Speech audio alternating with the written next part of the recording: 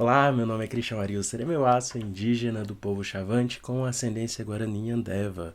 E bem, já faz bastante tempo que eu não apareço aqui, né? Eu tenho, na verdade, já tem 4 meses. Me preocupado com outras coisas, aprimorado outras e assim, tem sido um tempo de muito aprendizado. Mas enfim, hoje vamos falar sobre um tempo um tanto obscuro da minha vida. Eu estou me referindo ao tempo de escola. E bem, foi um tempo muito complicado, a princípio, porque eu sempre fui o único estudante indígena de toda a escola. Então, dá pra imaginar o que foi. Então, vamos ver esse vídeo.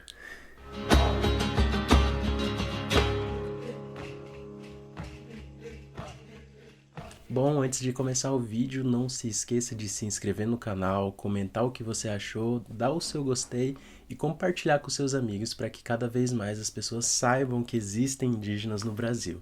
Então é isso e vamos pro vídeo.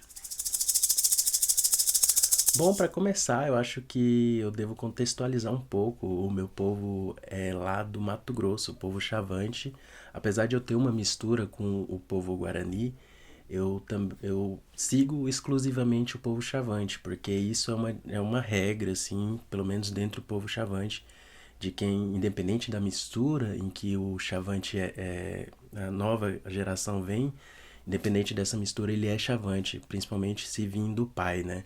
Então, meu pai é Chavante, então logo eu também sou Chavante e sigo só as tradições Chavantes. Mas isso também não me impede de saber muita coisa sobre a cultura da minha mãe, que também é muito fascinante, que é a cultura Guarani Andeva. E bom, os meus pais eles sempre tiveram muito apreço aos estudos e que eu, meus dois irmãos, que eu sou mais velho, que a gente estudasse e também tivesse algum dia desse retorno para as nossas comunidades. Então a gente sempre estudou em escolas que não eram escolas dentro do território indígena, até porque no período em que a gente começou a estudar não tinha tanto isso. Hoje em dia tem bem mais escola dentro dos territórios indígenas. Mas assim, eu sempre estudei em escola de não indígena, então o que acontecia na maioria das vezes é que eu era sempre o único aluno dessa escola, o único estudante indígena. E sempre foi muito perceptível, assim, das outras pessoas, inclusive dos professores, tanto dos alunos quanto dos professores, o quanto eles estavam despreparados, assim, para receber um aluno, um estudante indígena. Então, a princípio, eu entrei ali no ensino fundamental, nas primeiras séries, e eu sempre tive um entendimento muito grande, assim, sobre os povos indígenas. Então, eu sabia muita coisa já desde o princípio, até pelo meu pai já ser uma liderança indígena e já saber muita coisa e também trazer muito disso em casa. E aí, nesse período de escola, eu já percebia certas nuances nos estudantes e nos professores de quanto eles estavam despreparados para receber um aluno indígena. Por exemplo, o que, que eram essas coisas? A princípio, o meu povo ele é conhecido e estereotipado como um povo muito agressivo e muito é, tribal, né? Que aí acontecia que muito no início muita gente tinha medo de mim. Então, imagine, né? Para uma criança, você pressentir que as pessoas tinham medo de ti pelo fato de você ser indígena. Então, conforme o tempo foi passando, houve tendo uma aproximação também e eu fui entendendo por que, que eles tinham esse medo. Então, eles acreditavam muito nos estereótipos que às vezes os pais passavam para essas crianças. Então, tipo, eles acreditavam que eu era canibal, que eu era muito agressivo e que eu, eu por ser indígena, não seguia as mesmas leis que eles e, portanto, eu poderia até matá-los. Então, você percebe a cabeça das crianças nesse período, né? E aí eles tinham medo de mim, e assim também até mesmo os próprios professores não sabiam lidar. E aí vem para uma próxima parte, que é como que era na época das datas comemorativas. Para quem não sabe, aqui no Brasil é comemorado o Dia do Índio, e que a princípio é um dia muito complicado de se dizer, porque é um dia muito estereotipado, né? Inclusive dentro das escolas. Então, o que, que você imagina no Dia do Índio? Então, vocês também devem saber o que, que é.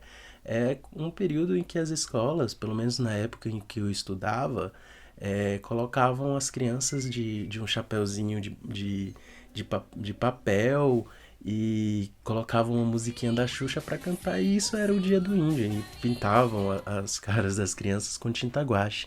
E isso é extremamente violento para a cultura indígena, porque, como eu já disse em outros vídeos do canal, que você pode acompanhar no izinho aqui, é que a cultura indígena ela é muito extensa e não tem como representá-la de uma forma tão estereotipada mesmo, de uma forma tão violenta, porque ensina pelo menos para as crianças que o indígena é só aquilo, sabe? O que é cantado na música da Xuxa e aquela fantasia ridícula que eles colocavam em nós quando eram crianças. Então também acabei sendo submetido a isso e nunca não curtia muito porque não era realmente aquela representação de eu como indígena. E os chavantes, para quem não sabe, são bastante diferentes, assim, até mesmo de outros povos indígenas. Então, até mesmo aqueles outros povos de outros lugares que são mais reconhecidos com as pinturas, como o próprio povo do Xingu, que tem várias pinturas muito marcantes, e também outros povos que têm muita coisa que foi difundida e naturalizada, e aí para o Chavante, pelo menos, a gente tem uma forma muito diferente de ser. Então a gente às vezes não tem um grafismo muito abrangente, a nossa pintura do corpo ela é bastante diferente dos outros povos, então tem essa também.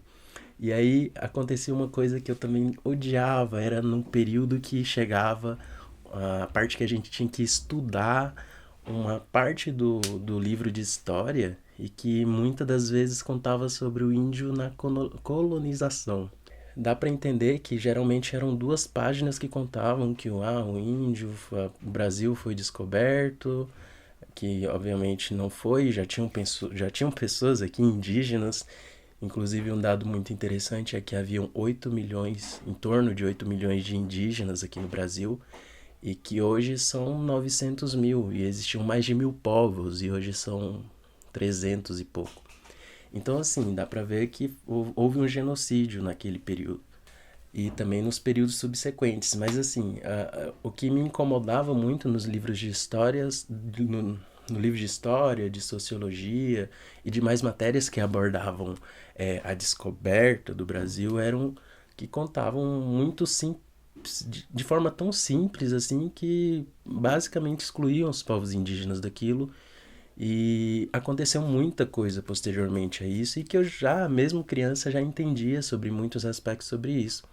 E aí para ter que explicar para um professor sobre um professor que se dizia, pelo menos formado, explicar essas coisas para eles, eles não conseguiam compreender porque nunca chegou a ser de fato debatido, né, tanto nas universidades. Então, a gente até percebe a importância de ter indígenas também dentro das universidades, de ter indígenas contrapondo essas ideias.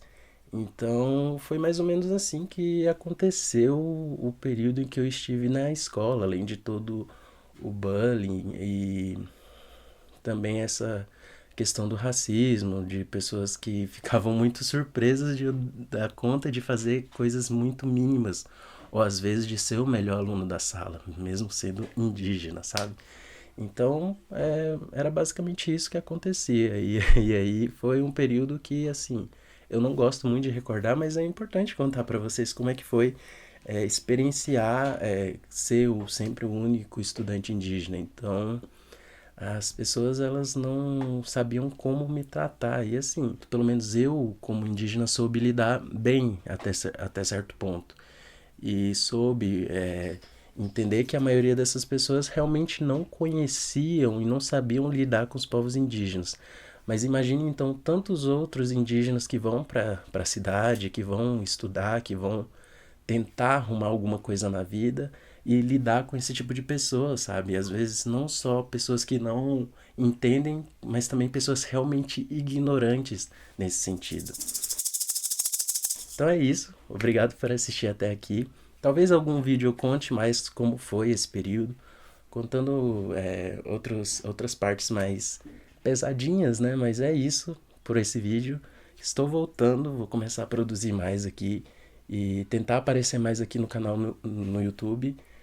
Não se esqueça de se inscrever nas minhas redes sociais. Eu tô bastante presente no Instagram e no TikTok, olha só, né? Quem imaginaria? Tem bastante vídeos lá e eu tenho conseguido bastante visibilidade. Inclusive, eu acho que muita gente que me segue no TikTok não conhece, não sabe que eu tenho um canal no YouTube. Então é isso. Obrigado por assistir até aqui e até a próxima.